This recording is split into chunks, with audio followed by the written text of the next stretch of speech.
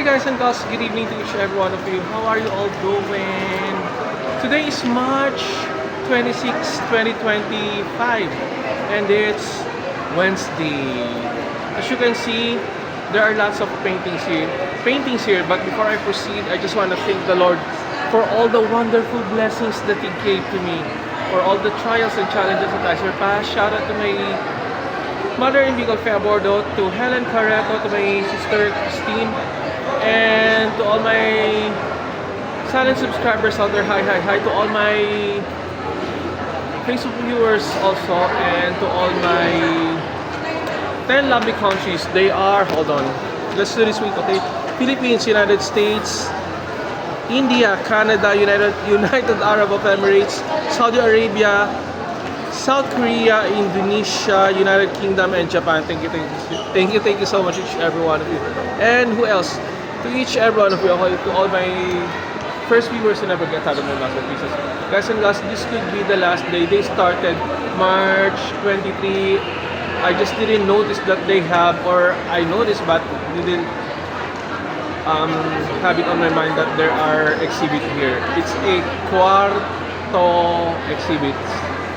And this will be the last day. I don't know if I'm gonna upload this for tonight or I'll just do it randomly because I still have my bucket list of videos that I have to upload. Or if not tonight, or I'll do it in order. Okay, so please bear with me. So let's start now. So we can start in here. As you can see, different kind of masterpiece, and this is very Filipino touch. See those? Okay.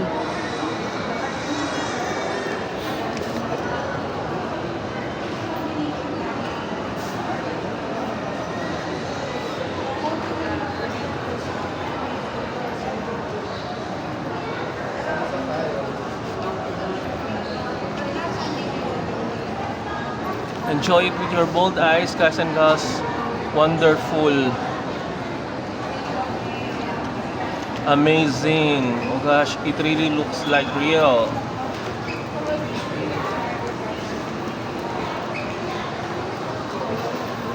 So this is a masterpiece of Dennis G. Ilagan. Okay. And also in here.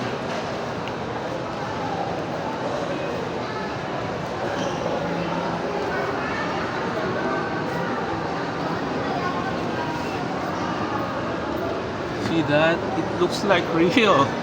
Gosh, the work of art. Oh, love it.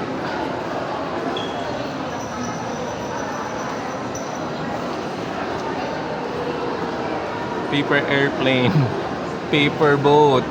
I'm using this one before, guys and girls. I used to do like this with my friends, with my childhood friends. See that? So that's the first part, guys and girls. Okay, we'll be right back.